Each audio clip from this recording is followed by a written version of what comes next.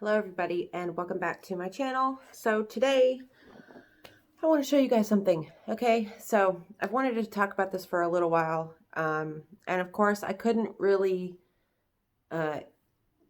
say things exactly how they were because obviously I didn't remember exactly how they were because I was on so many freaking antipsychotic drugs at this time. Okay, so what I'm talking about is the times I spent in these mental institutions, and I will show you guys my file.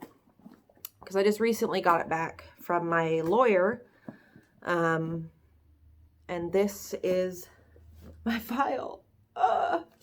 You guys, this is my files from when I was all the way back from when I was like 14.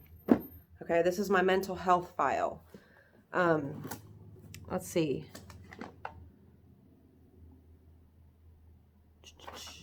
Well, I'm going to read you guys a couple of these because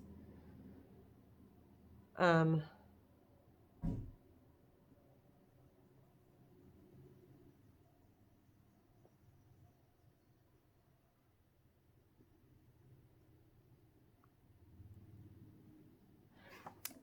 wanted to read this to you guys because some of it, okay, so when I was I'll just read this one first. This one is the Copper Hills Youth Center one. I was in Copper Hills from,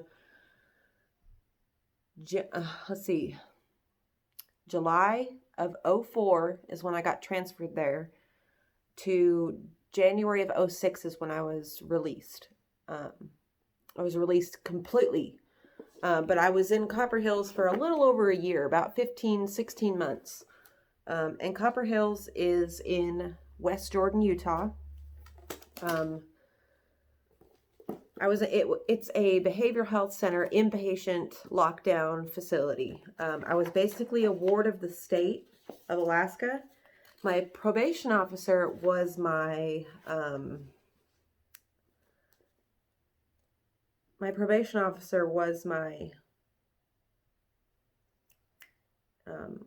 guardian. Okay, so this right here, it says, attach other medical records for Jennifer Norris, which is my maiden name.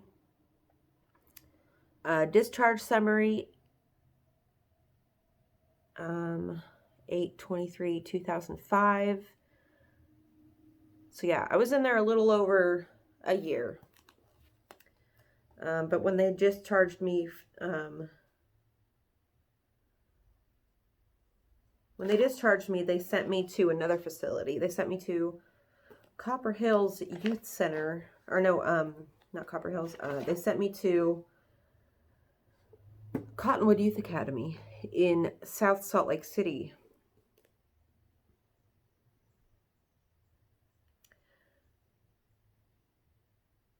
Okay, so I'm going to read you the first page here. I'm not going to read like literally all of this, but I'm just going to go through like the main things that they wrote about me, because they did keep charts. The way they did it was like you had like, sometimes you had 1-on-1, but mostly you had like 1-on-3, which is like one staff member would watch 3 to 4 girls, and they would like literally every hour write down everything that you were doing, what you were eating, how you were sleeping, like literally everything. They watched you 24/7. And then when you got in trouble, they would they would put you on 1-on-1. So they would even watch us while we were sleeping. So it was a lot. So this one says history of present illness / past psychiatric history. Jennifer has been involved with destruction of property and self-harm. She has charges for vandalism and arson. She has been involved with fighting and running away from home, treatment centers, and detention. She has a lot of anger issues towards authority figures. She does have a history of emotional, physical, and sexual abuse. She reports that she has a lot of family problems, drug problems, and depression. She also identifies a history of an underlying eating disorder and states that she had been purging from age 12 to 16.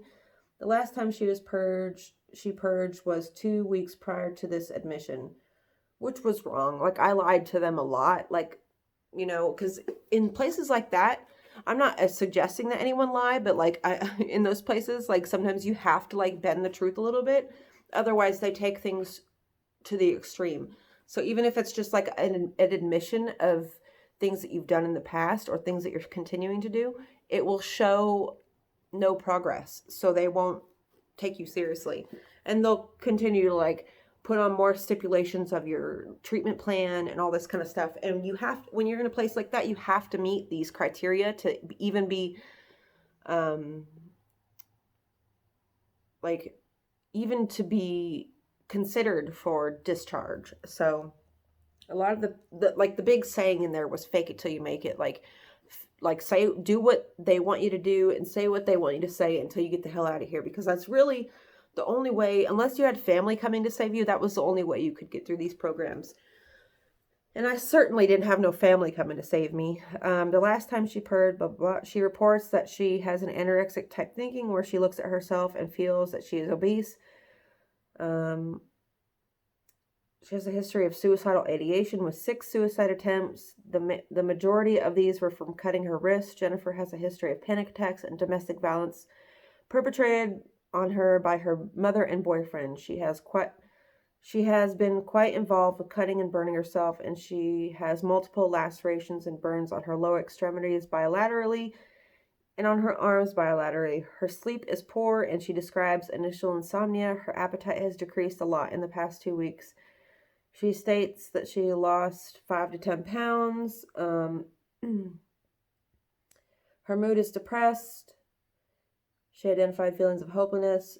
She denied anhedonia. I don't know what that is. She enjoys doing most activities with her friends, but has not been able to do that for the past few days since she has not been in treatment. She reports that her concentration is poor, her energy levels low. She states she is very tired. Her affect is flattened at this time. She denies being suicidal at this time, but has a history of multiple suicide attempts.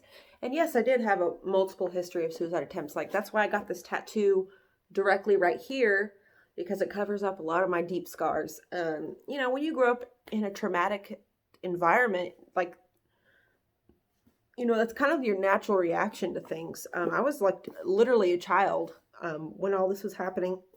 So, yeah.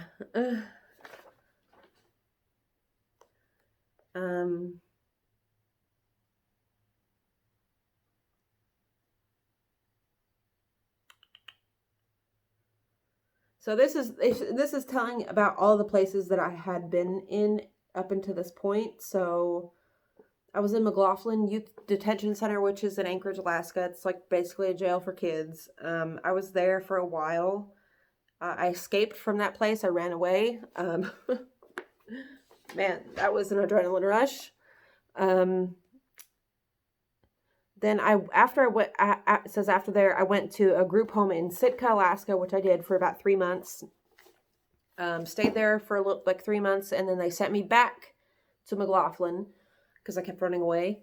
But first they sent me to JYC, which is Juneau Youth Center in Juneau, Alaska. I was there for 3 to 4 days, holding while I was trying to get transferred back to Anchorage. And then I was in, let's see, the medications they had me on at the time were Triliptal, Risperidol, Seroquel, Wellbutrin, Zyprexa, and Clonidine. I had received Haldol injections for severe agitation at the Alaska Psychiatric Institute. Currently, her medications are Geodon, 20 milligrams in the morning, Zoloft, 100 milligrams in the morning, Trazodone, 200 milligrams at bedtime, and Abilify, 15 milligrams at bedtime. She is also on penicillin 4 times a day related to an abscessed tooth.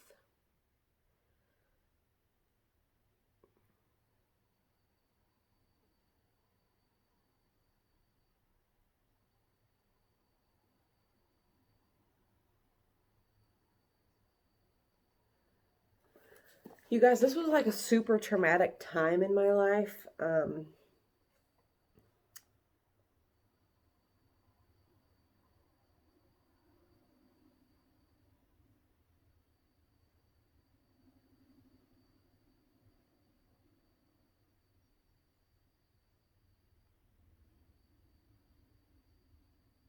Sorry, I'm getting caught up in reading this.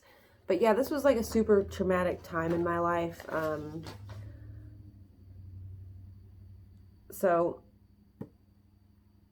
hold on, let me read through this and then I'll read you guys some more. Okay, so this right here, it says my admitting diagnosis is Axis 1, major depressive disorder, recurrent, severe with psychotic features, post-traumatic stress disorder, conduct disorder, childhood onset, polysubstance dependence, borderline personality traits,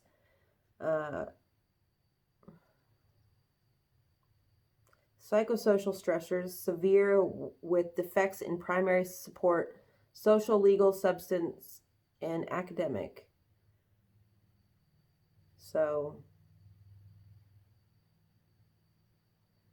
that was my admitted diagnosis right there. And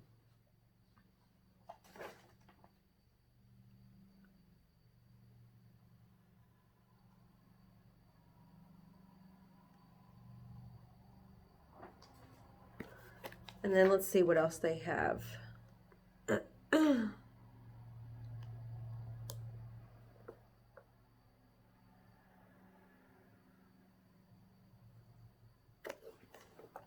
This freaking chart goes on forever. Okay, so this one right here was the week progress report, basically. This one's toward the back. So this is 10/19/2004. Treatment plan, problems, and goals. Major depression with psychotic symptoms, post-traumatic stress disorder, possible eating disorder, polysubstance dependence, borderline personality disorder. And then it says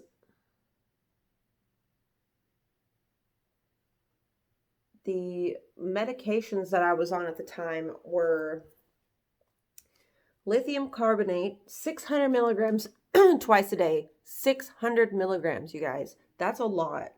Seroquel, 400 milligrams at bedtime. Haldol, 2 milligrams at bedtime. And Haldol, 5 milligrams every 4 hours as needed for hallucinations. Because at this time, all of the medications that they had me on were giving me hallucinations. I was hearing things. I was seeing things.